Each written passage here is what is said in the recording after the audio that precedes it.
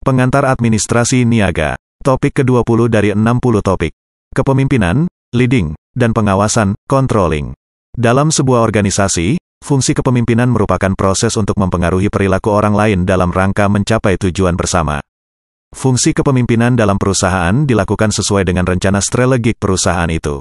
Kepemimpinan antara lain dilakukan melalui pendelegasian pekerjaan kepada karyawan dan menjelaskan bagaimana cara pekerjaan tersebut dilakukan. Kepemimpinan tidak hanya untuk menjelaskan bagaimana cara tugas dan pekerjaan dalam perusahaan dilakukan, namun kepemimpinan juga harus mencakup bagaimana suatu insentif diberikan agar pekerjaan dan tugas-tugas dapat dilakukan dengan tepat dan cepat. Hal lain yang terdapat dalam fungsi kepemimpinan adalah bagaimana memotivasi karyawan. Salah satu cara yang dapat dilakukan untuk memotivasi karyawan adalah dengan cara mendelegasikan kewenangan dan memberikan tanggung jawab terhadap karyawan. Pemberian tanggung jawab kepada karyawan dapat menciptakan rasa bangga bagi karyawan dalam melakukan pekerjaannya dan meningkatkan kepercayaan mereka terhadap diri sendiri, self-esteem. Karakteristik pemimpin. Seorang manajer yang memberikan kesempatan bagi bawahannya untuk dapat memberikan umpan balik akan mengurangi risiko munculnya konflik antara manajemen dan karyawan, atau konflik antar karyawan. Secara keseluruhan, fungsi kepemimpinan dapat meningkatkan kinerja karyawan, yang pada akhirnya akan meningkatkan kinerja perusahaan. Agar seorang manajer menjadi pemimpin yang efektif, maka manajer tersebut harus memiliki inisiatif, yakni kemauan untuk mengambil tindakan. Inisiatif sangat penting untuk dimiliki manajer, karena kemampuan dan keahlian lainnya akan sia-sia jika manajer tersebut tidak memiliki inisiatif tertentu.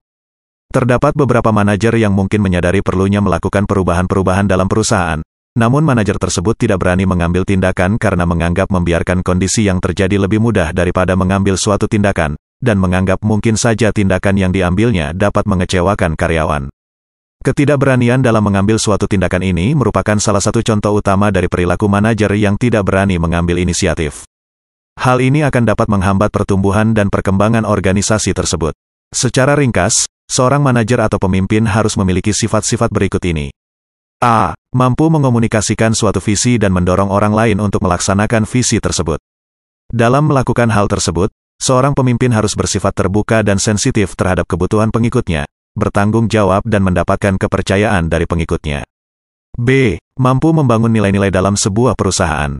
Nilai-nilai tersebut antara lain perhatian terhadap kepentingan karyawan, pelanggan, lingkungan sekitar dan kualitas produk perusahaan. C. Mampu mempromosikan etika perusahaan. Etika perusahaan antara lain diwujudkan dari komitmen perusahaan untuk dapat berlaku jujur dan memperlakukan setiap orang dalam perusahaan sama.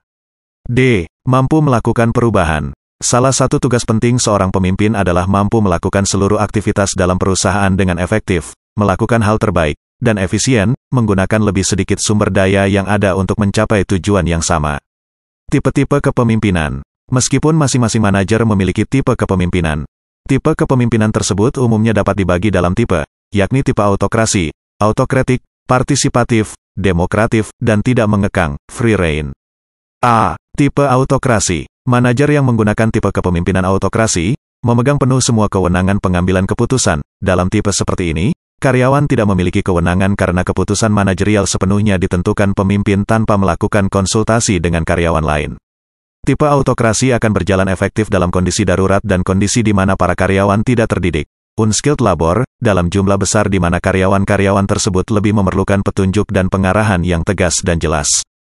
B. Tipe partisipatif. Dalam kepemimpinan partisipatif, pengambilan keputusan bersifat demokratis, di mana para manajer dan bawahannya bekerja sama dalam pengambilan keputusan. Berdasarkan hasil riset, partisipasi karyawan dalam pengambilan keputusan tidak selalu meningkatkan efektivitas, namun partisipasi tersebut mampu meningkatkan kepuasan kerja. Terdapat banyak perusahaan yang progresif sukses menggunakan tipe kepemimpinan partisipatif yang ditandai dengan adanya fleksibilitas, keahlian untuk mendengarkan pendapat orang lain dan empati. Beberapa perusahaan yang sukses menggunakan tipe kepemimpinan partisipatif adalah Walmart, IBM, Cisco, dan AT&T. Dalam perusahaan tersebut, dalam setiap rapat perusahaan, karyawan mendiskusikan permasalahan-permasalahan manajerial dan menyelesaikan masalah yang dihadapi secara demokratis. Oleh karena itu, setiap orang yang terlibat dalam rapat memberikan kontribusi dalam pengambilan keputusan. C. Tipe tidak mengekang. Dalam tipe kepemimpinan ini, manajer menentukan tujuan-tujuan perusahaan dan para karyawan atau bawahan relatif bebas untuk menentukan tindakan dalam mewujudkan tujuan perusahaan tersebut. Tipe kepemimpinan ini efektif dilaksanakan dalam tipe-tipe organisasi di mana posisi pemimpin merupakan profesional seperti dokter, insinyur, atau profesional lainnya. Sifat pemimpin yang harus dimiliki dalam tipe ini antara lain adalah kehangatan, keramah tamahan, dan pengertian. Dari penjelasan mengenai tipe kepemimpinan di atas, kemudian muncul pertanyaan, tipe kepemimpinan manakah yang terbaik? Berdasarkan hasil penelitian, tipe kepemimpinan terbaik bagi sebuah perusahaan tergantung pada tujuan dan nilai-nilai yang dimiliki perusahaan tersebut, siapa yang dipimpin dan bagaimana situasi yang dihadapi pemimpin. Faktanya, seorang manajer mungkin saja menggunakan beberapa tipe kepemimpinan secara bersamaan. Tergantung situasi yang dihadapi manajer tersebut pada saat itu. Seorang manajer bisa saja bersifat autokrasi, namun ramah terhadap karyawan baru, bersifat demokratis terhadap karyawan berpengalaman yang umumnya memiliki ide-ide yang bagus yang hanya dapat berkembang apabila manajernya bersifat pendengar yang baik, good listener, dan bersifat tidak mengekang karena penuh rasa percaya terhadap bawahan dan adanya peran pengawas jangka panjang yang lebih memahami kegiatan operasional tertentu dibanding dengan manajer operasional. Berdasarkan penjelasan ini, maka dapat disimpulkan bahwa tidak ada satu tipe kepemimpinan tertentu yang efektif dalam situasi apapun. Seorang pemimpin yang sukses harus memiliki kemampuan untuk menggunakan tipe kepemimpinan yang paling sesuai dengan situasi dan karyawan yang dipimpinnya. Pengawasan, controlling. Pengawasan disebut juga fungsi pengendalian. Controlling merupakan tindakan monitoring dan evaluasi. Fungsi ini merupakan suatu proses untuk mengukur atau membandingkan antara perencanaan yang telah dibuat dengan pelaksanaannya. Dengan adanya pengendalian ini, diharapkan jangan sampai terjadi kesalahan atau penyimpangan dari rencana yang telah ditetapkan. Dengan adanya pengawasan akan mencegah terjadinya kerugian yang lebih besar karena ketika terdapat indikasi bahwa apa yang sedang berjalan ternyata menyimpang dari yang telah direncanakan, manajemen dapat mengambil tindakan untuk memperbaiki keadaan agar sesuai dengan rencana yang telah ditetapkan. Untuk mengevaluasi tugas dan pekerjaan, seorang manajer harus mengukur kinerja karyawan dengan membandingkan pencapaian yang telah berhasil dicapai dengan standar dan ekspektasi kerja yang telah ditetapkan sebelumnya. Dengan demikian, fungsi pengendalian, controlling, merupakan penilaian apakah rencana yang ditetapkan telah tercapai atau belum. Fungsi ini dilakukan untuk menjamin adanya evaluasi yang berkelanjutan yang bertujuan mewujudkan rencana strategi perusahaan. Peran manajer dalam pengelolaan waktu. Waktu yang dimiliki para manajer untuk mengelola tanggung jawab mereka relatif terbatas. Oleh karena itu, manajer harus memiliki manajemen waktu, time management, yakni bagaimana para manajer mengalokasikan waktu untuk menyelesaikan berbagai pekerjaan yang diberikan kepadanya. Meskipun tidak ada formula khusus untuk menggunakan waktu secara efisien, manajer dapat menggunakan pedoman berikut ini agar manajemen waktu dapat berjalan baik. 1. Menentukan prioritas dengan tepat. Salah satu permasalahan yang sering dihadapi manajer dalam manajemen waktu, time management, adalah bahwa manajer lupa dengan peran yang dimilikinya. Misalnya seorang manajer penjualan regional yang memiliki dua tanggung jawab. Pertama, menyelesaikan semua masalah terkait penjualan, dan kedua menjamu, entertaining, klien baru. Seorang manajer penjualan mungkin saja menghabiskan waktu lebih banyak untuk menjamu klien baru karena pekerjaan tersebut lebih menyenangkan dibanding dengan menyelesaikan permasalahan-permasalahan penjualan yang dihadapinya. Jika keadaan ini yang terjadi, maka perusahaan akan menghadapi penumpukan masalah di bagian penjualan. Manajemen waktu sebenarnya terkait dengan masalah penentuan skala prioritas. Manajer seharusnya menentukan skala prioritas menurut kepentingan terbaik bagi perusahaan, bukan menurut jenis pekerjaan yang menyenangkan bagi manajer tersebut. 2. Mengalokasikan interval waktu yang panjang untuk pekerjaan-pekerjaan besar. Manajer dapat menyelesaikan berbagai pekerjaan besar secara efisien dengan membuat interval, blok, waktu agar fokus terhadap pekerjaan tersebut. Melalui blok waktu tersebut, manajer dapat memfokuskan semua perhatian yang dimilikinya untuk menyelesaikan berbagai pekerjaan. Apabila seorang manajer menggunakan interval yang pendek untuk menyelesaikan pekerjaan, pada dasarnya manajer tersebut akan menghabiskan waktu untuk mengingat kembali isu-isu penting dan solusi potensial yang harus diambil untuk menyelesaikan masalah yang dihadapi. Manajer akan bekerja lebih efisien bila manajer membuat interval waktu yang lebih panjang dan lebih fokus. 3. Meminimalkan interupsi atau gangguan terhadap pekerjaan.